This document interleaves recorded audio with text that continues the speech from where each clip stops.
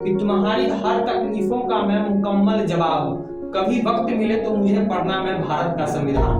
बात समझ गए? तो ये समझने की जरूरत है बहुत सारा। आज मैं आप सभी के लिए पॉलिटी का बहुत ही इंपॉर्टेंट चैप्टर फंडामेंटल राइट लेके आया हूँ। आप सभी बच्चे जो कंपटीशन की तैयारी करते हैं, आप सभी को पता है कि आपके एग्जाम के लिए फंडामेंटल राइट कितना इंपॉर्टेंट है। तो आज मेरा ये प्रयास रहेगा कि आप जितने भी बच्चे वन लाइनर एग्जाम की तैयारी करते हैं, जैसे बीपीएससी का पीटी हो गया या फिर किसी स्टेट का पुलिस हो गया या फिर आपको बैंकिंग हो गया, रेलवे हो गया, जहां आपको वन लाइनर एग्जाम क्वेश्चन आता है, पॉलिटी से क्वेश्चन आता है, तो मेरा आज प्रयास रहेगा कि फंडामेंटल राइट आज मैं आपको इस प्रकार पढ़ा दूं कि आपको वन लाइनर एग्जाम के लिए फंडामेंटल राइट दोबारा पढ़ने की जरूरत नहीं पड़े। ठीक है, तो सबसे पहले ये समझिए कि फंडामेंटल राइट कहते किसको है। देखिए, आपको अधिकार जो होते हैं वो दो प्रकार के अधिकार होते हैं। एक होता है आपको कानूनी अधिकार और एक होता है आपको मौलिक अधिकार। कानूनी अधिकार उसे कहते हैं जो पाने के लिए हमको एक कंडीशन फुलफिल करना होता है। वैसे कंडीशन इसमें फुलफिल करना होता है, लेकिन उसमें कानूनी अधिकार प्राप्त करने के लिए हमको कुछ ना कुछ अप्लाई करना पड़ता है। जैसे समझाने के तौर पर मैं आपको समझाता हूँ। आप जितने भी भारत के नागरिक हैं, आप सभी को जो है आपको वोट डालने का अधिकार है, लेकिन वोट डालने के लिए सबसे पहले आपको 18 साल का उम्र जो है पूरा करना पड़ता है। 18 साल जब आप पूरा कर लेते हैं तो आपको एक फॉर्म अप्लाई करना पड़ता है। वोटर आईडी कार्ड पाने के लिए फॉर्म अप्लाई करना पड़ता है, फिर आपको वोटर आईडी कार्ड मिलता है, फिर जाके आप वोट डालते हैं। लेकिन जो मौलिक अधिकार है इसमें ऐसा नहीं होता है। मौलिक अधिकार में अगर आप भारत के नागरिक हैं, कुछ अधिकार तो ऐसे हैं मौलिक अधिकार में जो गैर भारतीयों को भी मिलता है, लेकिन मौलिक अधिकार कहने का मतलब हो गया कि आप भारत के नागरिक हैं, आप भारत में पैदा हुए, आपको ये अधिकार ऑटोमेटिक मिल जाता है। जैसे एग्जांपल के तौर पर मैं आज फ्यूचर में होगा, मेरा बच्चा होगा, तो जिस दिन मेरा बच्चा पैदा होगा, पैदा होते ही जो मौलिक अधिकार में जो अधिकार दिया गया है वो अधिकार उसको ऑटोमेटिक मिल जाएगा। ये अधिकार पाने के लिए उसको कहीं जाके कुछ अप्लाई नहीं करना पड़ेगा। इसे कहते हैं मौलिक अधिकार। तो आप समझ गए कि कानून अधिकार और मौलिक अधिकार में क्या अंतर है। अब आगे देखिए, जो ये फंडामेंटल राइट है इसका चर्चा यानी मौलिक अधिकार का जो चर्चा है हमारे संविधान के भाग 3 में किया गया है। किसमें किया गया है? भाग 3 में। डायरेक्ट ऐसे क्वेश्चन पूछ देता है। अनुच्छेद की बात करें तो अनुच्छेद जो है इसका जो है 12 से 35 में जो है इसका चर्चा किया गया है। आपको फंडामेंटल राइट का हमारे संविधान के भाग 3 के अनुच्छेद 12 से 35 में इसका चर्चा किया गया है। ये फंडामेंटल राइट जो मौलिक अधिकार है ये यूएसए के संविधान से लिया गया है, यानी यूनाइटेड स्टेट ऑफ अमेरिका के संविधान से ये हमने लिया है। इसे जो मौलिक अधिकार है, मौलिक अधिकार को संविधान का मैग्ना कार्टा कहा जाता है। डायरेक्ट क्वेश्चन पूछता है कि संविधान का मैग्ना कार्टा किसे कहा जाता है, तो मौलिक अधिकार को संविधान का मैग्ना कार्टा कहा जाता है। मैग्ना कार्टा कहने का मतलब हो गया कि एक फ्रांसीसी भाषा का एक शब्द है। मैग्ना कार्टा जो है ये फ्रांसीसी भाषा का एक शब्द है जिसका मतलब होता है अधिकार। इसका मतलब क्या होता है? अधिकार। तो ये क्या है? मौलिक अधिकार। इसमें जो जो बातें दी गई हैं वो हमारा अधिकार है, इसीलिए इसको जो है संविधान का मैग्ना कार्टा कहा जाता है। तो बहुत बार क्वेश्चन पूछा हुआ है कि संविधान का मैग्ना कार्टा किसे कहा जाता है, तो फंडामेंटल राइट को जो है संविधान का मैग्ना कार्टा कहा जाता है। और बात हम करें कि फंडामेंटल राइट में जो जो अधिकार ये दिए गए हैं, इस अधिकार को तो ना तो कोई पब्लिक हमसे छीन सकता है, ना कोई सरकार हमसे छीन सकता है। ये जो जो अधिकार दिए गए मैं अभी आपको पढ़ाऊंगा, अगर ये अधिकार कोई हमसे छीनता है, कोई पर्सनली कोई व्यक्ति हमसे छीनता है, इन अधिकारों का हनन करता है, या सरकार इस अधिकारों का हमारे ऊपर हनन करती है, तो डायरेक्ट हम उसको न्यायालय में जो है चुनौती दे सकते हैं। क्या कर सकते हैं? न्यायालय में चुनौती दे सकते हैं। तो क्वेश्चन डायरेक्ट एग्जाम में ऐसे पूछता है क्या मौलिक अधिकार वाद योग्य है, तो ये वाद योग्य है, इस पर चर्चा हो सकता है। आप इसको कहां चर्चा कर सकते हैं? इस पर जो है आप जो सुप्रीम कोर्ट में चर्चा कर सकते हैं, डायरेक्ट हाई कोर्ट में चर्चा कर सकते हैं। अगर आपके मौलिक अधिकार का हनन होता है तो आर्टिकल 32 के तहत आप डायरेक्ट जो है सुप्रीम कोर्ट जा सकते हैं, और आर्टिकल 226 के तहत डायरेक्ट आप जो है हाई कोर्ट जा सकते हैं। बात समझ गए? ये कुछ फैक्ट आपको याद रखने पड़ेंगे। अगर आपके मौलिक अधिकार का हनन होता है तो डायरेक्ट अनुच्छेद 32 के तहत आप सुप्रीम कोर्ट जा सकते हैं, और हाई कोर्ट जाने के लिए आपको 226 के तहत डायरेक्ट आप हाई कोर्ट जा सकते हैं। ये समझ गया आपने मौलिक अधिकार के बारे में बेसिक जानकारी। अब हम एक एक करके अपना मौलिक अधिकार को देखते हैं। देखिए, जो सबसे पहला मौलिक अधिकार है वो है समानता का अधिकार। कौन सा है? वो है समानता का अधिकार। हम थोड़ा पेन का कलर चेंज कर लेते हैं, इसको लाल कर लेते हैं, लेकिन जब हम करेंगे तो जल्दी होता नहीं रहता है। हो गया, चलिए। देखिए, पहला जो है वो है समानता का अधिकार। कौन सा है? समानता का अधिकार। इसका चर्चा जो हमारे संविधान में अनुच्छेद 14 से लेकर 18 के बीच में किया गया है। ये अभी मैं आपको डायरेक्ट याद करके दिखाऊंगा। संस्थाओं कैसे याद होता है। समानता का अधिकार का चर्चा हमारे संविधान में 14 से 18 किया गया। दूसरा है स्वतंत्रता का अधिकार। स्वतंत्रता का अधिकार का चर्चा हमारे संविधान में 19 से लेकर 22 के बीच में किया, आर्टिकल 19 से लेकर 22 के बीच में किया गया। शोषण के विरुद्ध, तीसरा है शोषण के विरुद्ध अधिकार, इसका चर्चा हमारे संविधान में अनुच्छेद 23 और 24 में किया गया है, 2 आर्टिकल में इसका वर्णन किया गया है। जो चौथा मौलिक अधिकार है वो है धार्मिक स्वतंत्रता का अधिकार। धार्मिक स्वतंत्रता का अधिकार, इसका चर्चा हमारे संविधान में 3 आर्टिकल में 25 से लेकर 28 के बीच में किया गया है। जो हमारा 5वां मौलिक अधिकार है वो शिक्षा एवं संस्कृति का अधिकार है। कौन सा है? शिक्षा एवं संस्कृति का अधिकार। इसका चर्चा हमारे संविधान के आर्टिकल 2 में, 2 आर्टिकल में किया गया, 29 और 30 में। किसमें? 29 और 30 में। ये बीच में आपको दिखाई दे रहा है संपत्ति का अधिकार। ये पहले जो है संपत्ति का अधिकार भी जो हमारा मौलिक अधिकार था, लेकिन आपको 44वां संविधान संशोधन 1978 के द्वारा इसको जो है मौलिक अधिकार की श्रेणी से हटाकर इसको कानूनी अधिकार बना दिया गया और इसको यहां से हटाकर अनुच्छेद 300 के क में डाल दिया गया। किसमें डाल दिया गया? अनुच्छेद 300 के क में। तो ये हमारा अब जो है मौलिक अधिकार नहीं है, लेकिन पहले था, इसलिए मैंने आपको बता दिया। तो ये हमारा 5वां हो गया शिक्षा एवं संस्कृति का अधिकार। और जो छठा है वो है संवैधानिक उपचारों का अधिकार, जो अनुच्छेद 32 में इसका चर्चा किया गया। संवैधानिक 32 मतलब संवैधानिक उपचारों का अधिकार चर्चा कहाँ किया गया? अनुच्छेद 32 में। देखिए मौलिक अधिकार कितने हैं? तो मौलिक अधिकार 6 हैं, लेकिन 1978 से पहले तक मौलिक अधिकार 7 थे। अभी कितने हैं? 6 हैं। पहला कौन सा है? समानता का अधिकार। दूसरा कौन सा है? स्वतंत्रता का अधिकार। तीसरा कौन सा है? शोषण के विरुद्ध अधिकार। चौथा कौन सा है? धार्मिक स्वतंत्रता का अधिकार। 5वां क्या है? शिक्षा एवं संस्कृति का अधिकार। और छठा क्या हो गया अपना? संवैधानिक उपचारों का अधिकार। तो इसको आपको सीक्वेंस में याद रखना होगा। डायरेक्ट एग्जाम में क्वेश्चन पूछ देता है, डायरेक्ट पूछ देगा कि स्वतंत्रता के अधिकार के बाद कौन सा मौलिक अधिकार है। तो आपको याद रखना होगा कि स्वतंत्रता के अधिकार के बाद शोषण के विरुद्ध अधिकार है। इसको याद कैसे रखेंगे? याद करने का ट्रिक है। देखिए सबसे पहला तो आपको याद ही रहेगा कि समानता का अधिकार, सभी लोग एक समान है इसलिए समानता का अधिकार। तो सबसे पहला अधिकार कौन सा हो गया? समानता का अधिकार। अब जब सभी एक समान है, सभी को एक समान माना गया है, तो सभी को जो है स्वतंत्रता का अधिकार भी मिलेगा। क्या मिलेगा? सभी को स्वतंत्रता का भी अधिकार मिलेगा, फ्रीडम का भी अधिकार मिलेगा। जब सभी एक समान है, पहला एक समान, दूसरा सभी को स्वतंत्रता का अधिकार। अब जब हम सभी को स्वतंत्रता का अधिकार दे दिए तो किसी का शोषण भी तो नहीं कर सकते हैं। अगर हम स्वतंत्रता दे दी तो फिर उसका शोषण कैसे करेंगे? तीसरा क्या हो गया? शोषण के विरुद्ध अधिकार। तो पहला, दूसरा, तीसरा हो गया।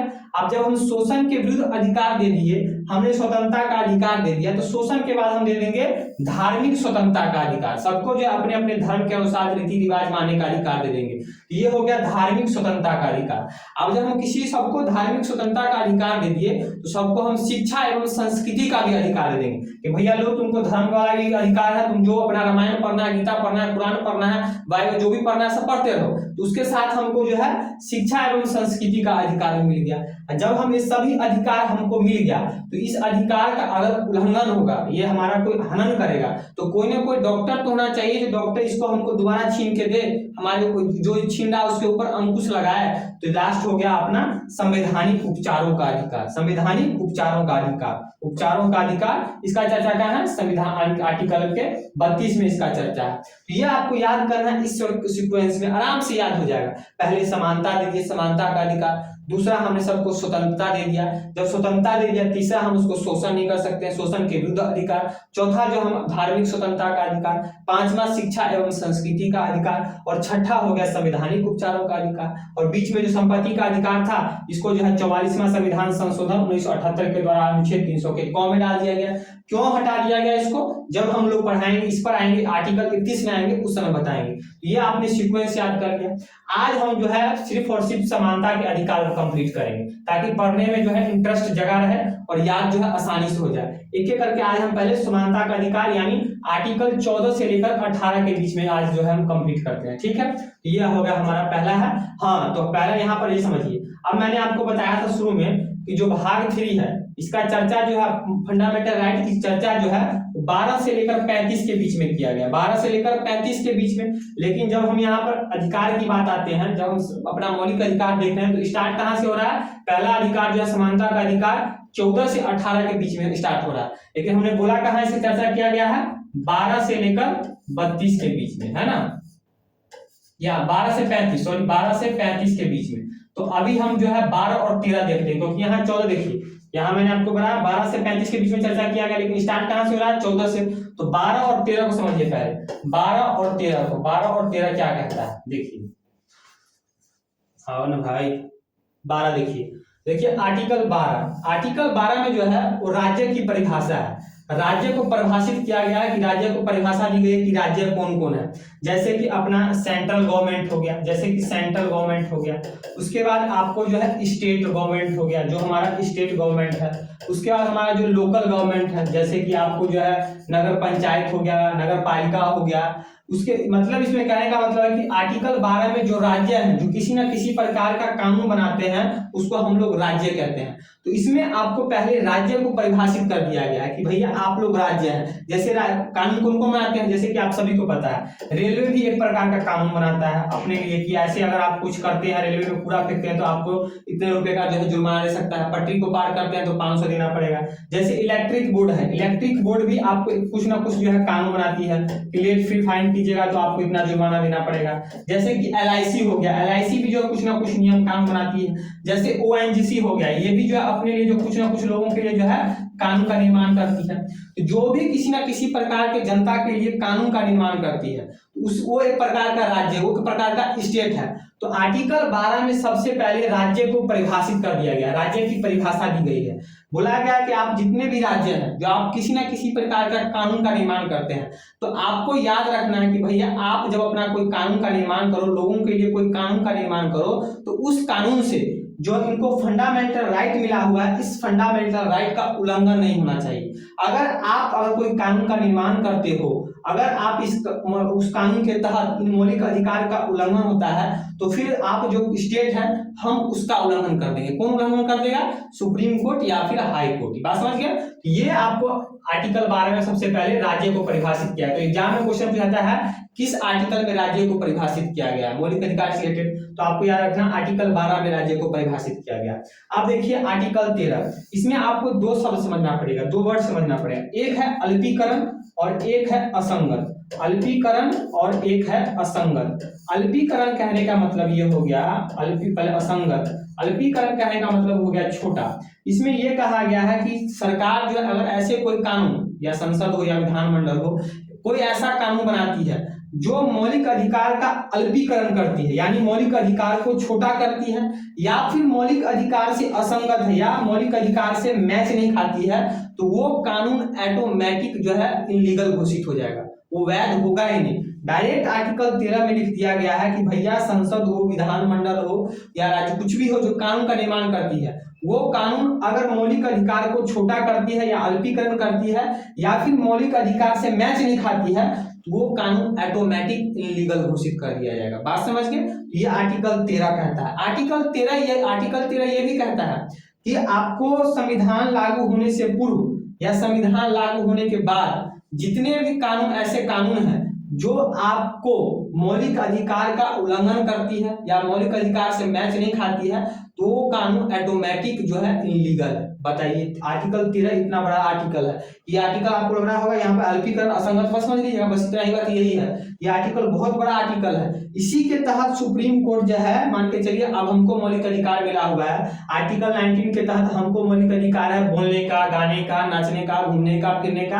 आर्टिकल 19 के तहत बहुत अधिकार है। उसी आर्टिकल 19 के तहत दूसरे व्यक्ति को भी घर में चैन से सोने का, सुकून से नींद लेने का, रास्ते पे चलने का, उसको भी अधिकार है। हमको भी आर्टिकल 19 के तहत जो है गाना सुनने का अधिकार है। तो ऐसा नहीं कि आर्टिकल 19 के तहत हमको गाना सुनने का अधिकार है तो रात में 12 बजे जो है चल छैया छैया छैया छैया लगा के एकदम डीजे लगा दे, बगल वाला जो है सो ही नहीं पाया, बाप क्या चला दिया हो, तो उसके मौलिक अधिकार का उल्लंघन होगा। तो वो पहुंच जाएगा कहां? Direct supreme court. 32 के तहत देखिए सरकार बगल वाला पड़ोसी है जो रोज रात में चल छैया छैया लगाता है, हमको सोने नहीं देता है, तो आर्टिकल 13 के तहत ही सुप्रीम कोर्ट कहेगा अच्छा ऐसा बात है, तो इसको जो हम जो दिए हुए स्वतंत्रता का अधिकार 19 के तहत इसको गाना सुनने का अधिकार इसको छीन लो ना, इसका मौलिक अधिकार छीन लो, अभी गाना नहीं सुन सकता। अगर वो सुनेगा तो उसको पुलिस वाला उठा के ले जाएगा, उसको हमारे पास लेके आएगा। बात समझ गए? तो ये आपको मौलिक आर्टिकल जो 13 है बहुत ही इंपॉर्टेंट आर्टिकल है। बात समझ गए? किसी ने एक बहुत ही अच्छा लाइन कहा है कि तुम्हारी हर तकलीफों का मैं मुकम्मल जवाब हूं, कभी वक्त मिले तो मुझे पढ़ना मैं भारत का संविधान। बात समझ गए? तो ये समझने की जरूरत है। बहुत सारे आदमी जो है अपने संविधान को पढ़ते नहीं है, उनके मौलिक अधिकार का उल्लंघन होता रहता है, उनको पता ही नहीं चलता कि उनके मौलिक अधिकार का उल्लंघन होता है। इसलिए जो आप ऐसा नहीं, फंडामेंटल राइट चैप्टर है वो आपको कंपटीशन जो बच्चे तैयारी करने के तो है ही है, जो आपको आम नागरिक है जिनको कंपटीशन से कोई लेना देना नहीं, एग्जाम से कोई लेना देना नहीं है, उसके लिए भी जो है ये चैप्टर बहुत इंपॉर्टेंट है। तो ये देख लिया हमने 12 और 13। अब आइए हम जो है मौलिक अधिकार, जो हमारा समानता का अधिकार, सबसे पहला अधिकार समानता का अधिकार है, हम समानता के अधिकार को देखते हैं। इसकी चर्चा कहां से कहां तक किया गया है? तो आर्टिकल 14 से लेकर 18 के बीच में। तो सबसे पहला आर्टिकल है आर्टिकल 14।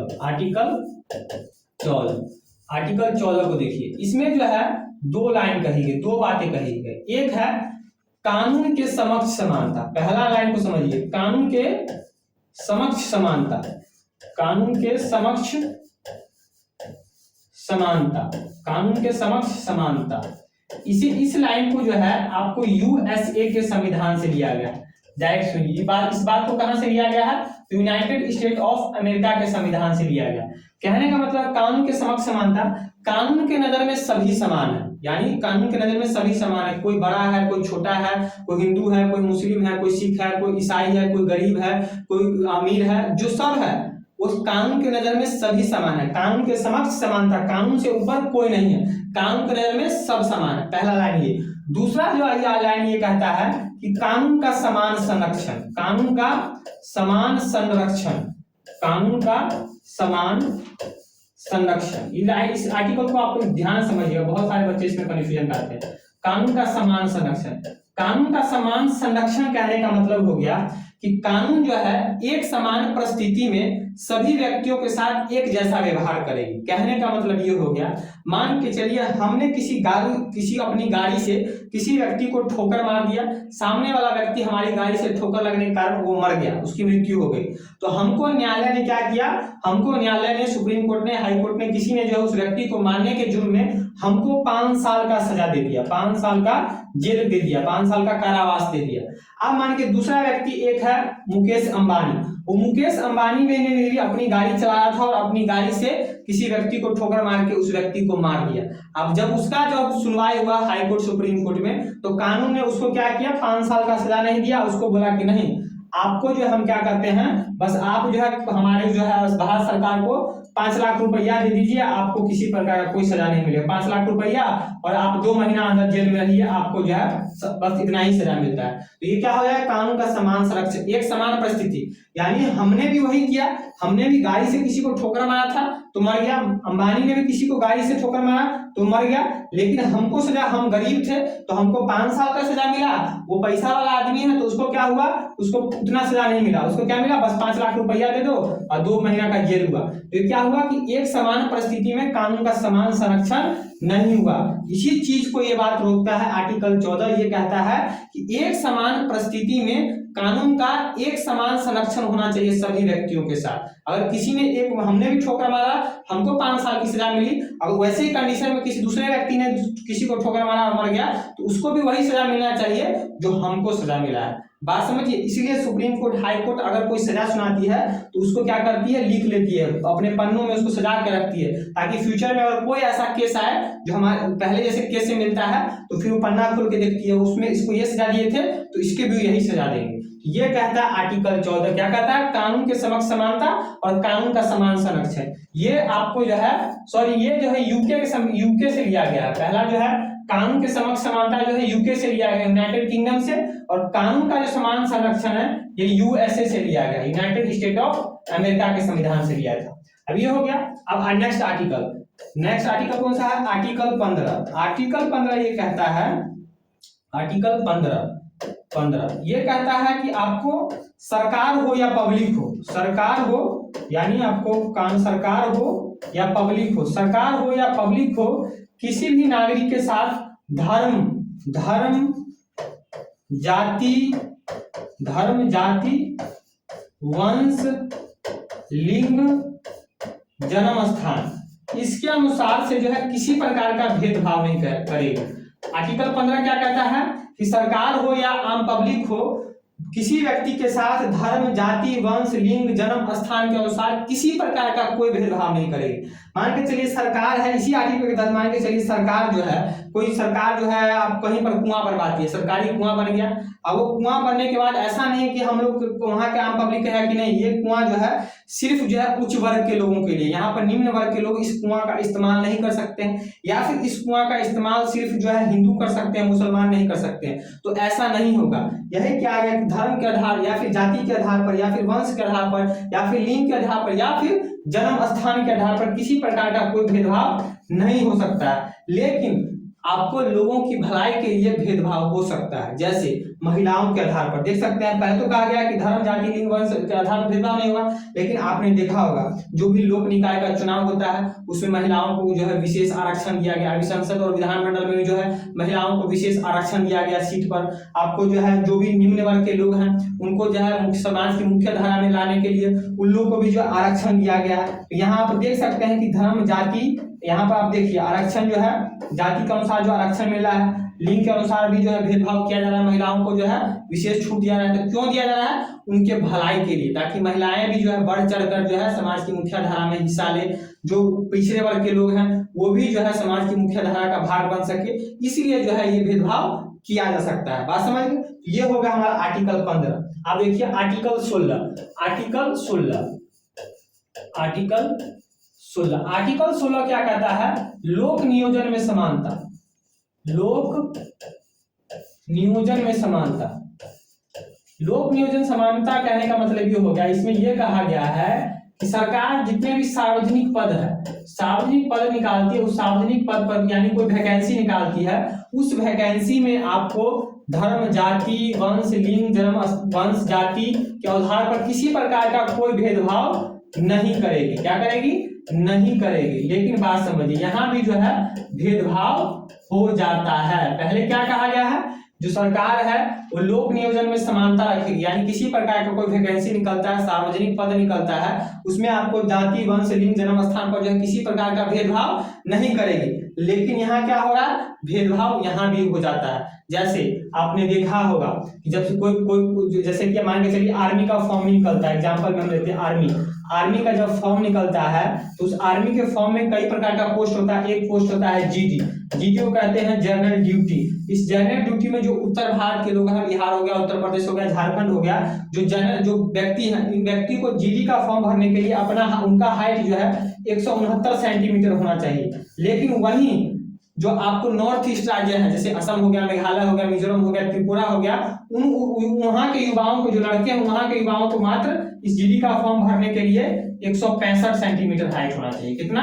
165 सेंटीमीटर। तो यहाँ पर आप देखिए जन्म स्थान के आधार पर भेदभाव हो रहा है कि नहीं। मैंने क्या बोला कि यहाँ पर पहले क्या कर रहा है कि लोक नियोजन में समानता, लेकिन धर्म जाति वंश जन्म स्थान पर किसी प्रकार का भेद नहीं होगा। लेकिन जब फॉर्म निकल रहा है आर्मी का फॉर्म भरने के लिए, जब जीडी का पोस्ट है, इस पोस्ट में कहा गया है कि भैया जो उत्तर भारत के लोग हो, यहाँ पर आपका हाइट 169 सेंटीमीटर, वहीं जो नॉर्थ ईस्ट का राज्य है, आपको असम हो गया, मेघालय मिजोरम त्रिपुरा, वहां के युवाओं का हाइट 165 सेंटीमीटर होना चाहिए। तो ऐसा क्यों किया गया? ऐसा इसलिए किया गया कि जो नॉर्थ ईस्ट के जो लोग हैं, जो वहाँ के ऑटोमेटिक कल्चर, वहाँ का जो आपको वातावरण है उसके अनुसार वहाँ के लोग जो है उनके वहाँ के लोगों का ज्यादा हाइट नहीं होता है। लेकिन जो उत्तर भारत के लोग हैं, बिहार हो गया, यूपी हो गया, पंजाब हो गया, झारखंड हो गया, यहाँ के युवाओं का हाइट जो है उनके मुकाबले में ज्यादा होता है। इसलिए यहाँ पर जो है उनके भलाई के लिए मजबूरन बस जो है भेदभाव करना पड़ता है। तो ये हो गया आर्टिकल 16।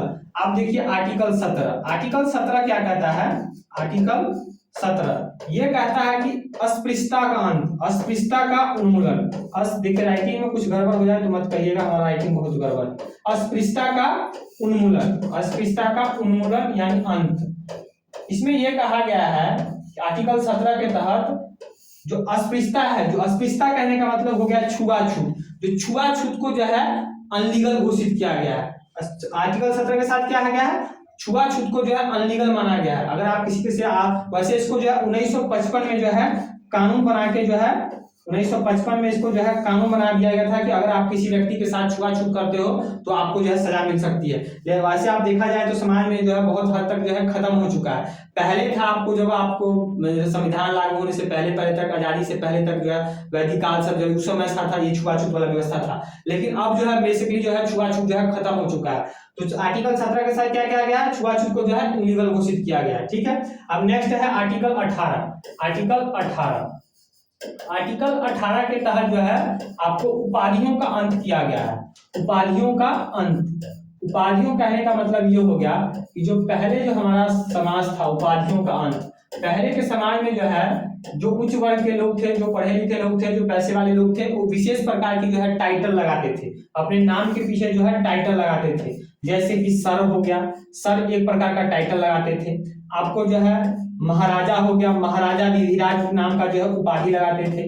या फिर आपको जो है नाइटहुड हो गया, नाइटहुड हो गया, ये जो है उपाधि लगाते थे। आपको जो है राय उपाधि लगाते थे, राय एक प्रकार का जो उपाधि होता था।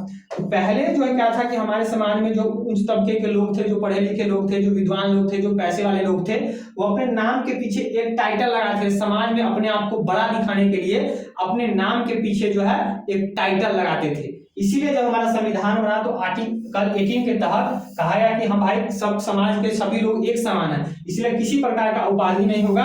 इसलिए सभी जितने प्रकार की उपाधि हैं उन उपाधियों का जो है अंत कर दिया गया। किसी प्रकार का कोई उपाधि नहीं लगा सकता है, जो भी सरकारी पद है उसमें किसी प्रकार का उपाधि नहीं लग सकता है। लेकिन यहाँ भी जो है छूट दिया गया है। जैसे हमारे नेशनल अवार्ड जो देखते हैं, नेशनल अवार्ड जो मिलता है कि मिलता है, एक प्रकार का ये भी उपाधि है। जैसे आपको सरकार नेशनल अवार्ड मिलते हैं, पद्मश्री हो गया, पद्म भूषण हो गया, पद्म विभूषण हो गया, फिर भारत रत्न हो गया। तो ये एक प्रकार का उपाधि है। ये क्यों दिया गया, इसका अंत क्यों नहीं किया गया? इसका अंत इसलिए नहीं किया गया कि भाई समाज में जो लोग अच्छे काम करते हैं, जो किसी क्षेत्र में बहुत ही बड़ा काम करते हैं, उनको एक सम्मान देने के लिए इन उपाधियों का अंत नहीं किया गया, इसको रखा गया। लेकिन यहाँ भी कहा गया है जो भी आपको पद्मश्री पद्म भूषण मिलता है, इसको हम अपने नाम के पीछे नहीं लगा सकते, अपने टाइटल के रूप में इसका प्रयोग नहीं कर सकते हैं। जैसे मान के चलिए भारत सरकार हमको पद्मश्री देती है, तो ऐसा नहीं कि हम कहेंगे पद्मश्री शुभम दुबे, अपने नाम में ऐसा नहीं लगा लेंगे पद्मश्री शुभम दुबे, बस वो सम्मान मिला। दूसरा इसमें छूट दिया गया एजुकेशन में भी जो है छूट दिया गया है। एजुकेशन हो गया या फिर डिफेंस हो गया, इसमें भी जो है आपको उपाधि मिलता है। जैसे कि आप बताते हैं डिफेंस, एजुकेशन में आप देख सकते हैं जो प्रोफेसर हो गया, प्रोफेसर लगाते हैं कि ना, अपने नाम के पीछे लगाते हैं कि लगाते हैं? प्रोफेसर हो गया, मास्टर हो गया, ये लगाते हैं कि नहीं लगाते हैं? तो ये भी तो एक प्रकार का छूट ही है। योग क्यों दिया गया? जैसे प्रोफेसर, हम अगर प्रोफेसर बनते हैं तो हम लगा लेते हैं। डॉक्टर, अगर हमने पीएचडी कर लिया तो डॉक्टर शुभम दुबे, प्रोफेसर बन गए तो प्रोफेसर शुभम दुबे, मास्टर शुभम दुबे। ये क्यों दिया गया? ताकि लोग पहचान सके कि भैया ये प्रोफेसर है, ये जो है आपको टीचर है, इसीलिए ये आपको जो है पीएचडी कर चुका है, इसको इस सब्जेक्ट में जो है महारत हासिल है, इसीलिए जो है इसने पीएचडी लगाया है, तो इसीलिए इसका अंत नहीं किया गया। उसी प्रकार डिफेंस में आप जाते हैं तो यहाँ आप देखते हैं एसआई, से पुलिस में चल जाए तो एसआई सब इंस्पेक्टर, आपको एसपी, एसएसपी। उसी प्रकार आप सेना में जाते हैं, colonel, lieutenant colonel, brigadier, major general, lieutenant general, आपको तो सीडीएस आ गया, फील्ड मार्शल। ये सब क्यों दिया गया? ताकि पता लग सके भैया कि इसका रैंक क्या है, इसका ओहदा क्या है। बात समझ गए? ये हो गया। तो ये मैंने आपको समानता का अधिकार पूरा का पूरा बता दिया, 14 से लेकर 18 के बीच तक, आर्टिकल 14, 15, 16, 17, 18। बात समझ गए? तो आज हमने आपको कंप्लीट करवाया समानता का अधिकार। तो अगर आप लोग इसका पीडीएफ भी चाहते हैं तो कमेंट कर सकते हैं कि भैया आपको पीडीएफ दीजिए, हम इसका पीपीटी आपको बता देंगे कहाँ आपको इसका पीपीटी मिल जाएगा। लेकिन आप लोग कमेंट कीजिएगा तो आपको हम बता देंगे। तो अगर आपको वीडियो अच्छा लगा हो तो वीडियो को ज्यादा से ज्यादा शेयर कीजिएगा, ज्यादा से ज्यादा बच्चों को समझ में आए। और आपको समझ में आया होगा तो भी कमेंट कीजिएगा कि हाँ सर समझ में आया। अगर कुछ सुधार की जरूरत होगी तो भी बोलिएगा कि नहीं सर यहाँ पर आप सुधार कर सकते थे, तो वहां भी सुधार करने की जो है प्रयास करेंगे, क्योंकि सीखने की कोई उम्र नहीं होती है। हो सकता है आप हमें कुछ सिखा सकते हैं, हम भी सीख सकते हैं। ठीक है, तो आज के लिए इतना ही, मिलते हैं नेक्स्ट वीडियो में नए टॉपिक के साथ। तब तक के लिए जय हिंद।